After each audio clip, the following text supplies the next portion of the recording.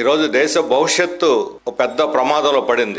ఇప్పుడు చాలా ఎన్నికలు జరిగాయి. ప్రతి ఎన్నికలకు ఒక ప్రత్యేకత ఉంటుంది. ఈసారి ఈ ఎన్నికలకు ఉన్న ప్రత్యేకత అంటే 2029 ఎన్నికలు జరుగుతాయా లేదని డిసైడ్ చేసేటువంటి ఎన్నికలు ఇవి. కాబట్టి మామూలు ఎజెండా కాదు, అత్యంత ప్రమాదకరమైనటువంటి ఎజెండా. బీజేపీ నాయకులు ఏమీ దాచుకోకుండా నిర్లజ్జగా చెప్పేశారు, మేము అధికారంలోకి వచ్చి 370 సీట్లు సాధించామనంటే రాజ్యాంగాన్ని మార్చేస్తాము అని. అయితే కొందరికి అనుమానం, రాజ్యాంగాన్ని ఇప్పుడు 114 సార్లు మార్చారు, ఇంకో 100 సార్లు మారుస్తారు, కొంప మునిగేది ఏముందని. ఇంకొక 100 కాదు 500 సార్లు మార్చిన కొంపే మునగదు. ఈరోజు పౌరులకి ఆరోగ్య హక్కు లేదు, లేదా ప్రభుత్వ రంగ పరిరక్షణ చట్టం లేదు, లేదా సామాజిక న్యాయం కోసం చట్టం. ఈరోజు అత్యంత పౌరులకు సంబంధించిన అనే హక్కులకు సంబంధించి రాజ్యాంగాలు ఎన్ని సవరణలైనా చేసుకోవచ్చు. భారతదేశ భవిష్యత్తుకు సంబంధించి ఈరోజు మత సామరస్యం కోసం దేవాలయాలైనా, చర్చిలైనా, మసీదులైనా వాటిని ఆడిని కదిలించకూడదు. చారిత్రాత్మకంగా ఉండే ప్లేసులన్నీ కూడా అలాగే యథావిధిగా ఉండాలి అని ఒక రాజ్యాంగ సవరణ చేసుకోవచ్చు. కానీ బీజేపీ కోరుకునే రాజ్యాంగ సవరణ ఎలాంటిది కాదు. రాజ్యాంగానికి మౌలికమైనటువంటి పునాదులుగా ఉన్న 4 మూల స్తంభాలు: ప్రజాస్వామ్యం, లౌకికవాదం, ఫెడరలిజం, సోషలిజం. 4 పునాదుల్ని, ఈ 4 పునాదులను కూల్చేయాలని వాళ్ళు చూస్తున్నారు. అందుకనే పీఠిక వీటన్నిటికి కూడా రాజ్యాంగంలోని అనేక షెడ్యూల్స్, అధ్యాయాలు అన్నీ కూడా ఈ పీఠిక మీద ఆధారపడి ఉంది. అందుకే సుప్రీంకోర్టు స్పష్టంగా చెప్పింది ఈ పీఠికను మార్చడానికి వీలు లేదు అని.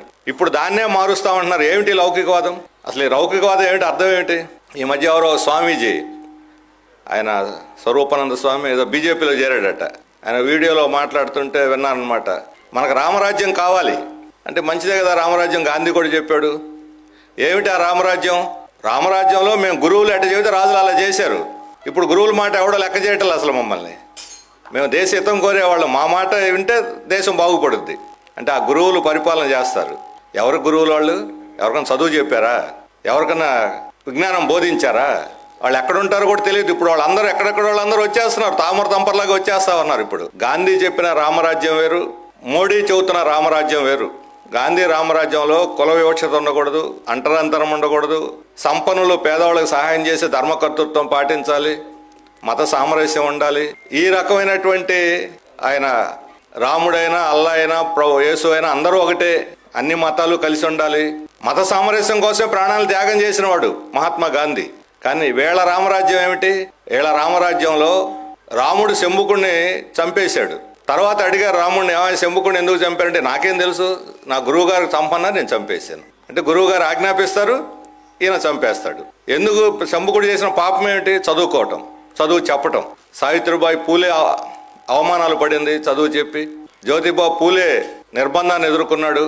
ఇలాంటి అణిచివేత, చదువుకోవడం లేదు, చదువు చెప్పడానికి లేదు, వేదాలు వినటానికి లేదు.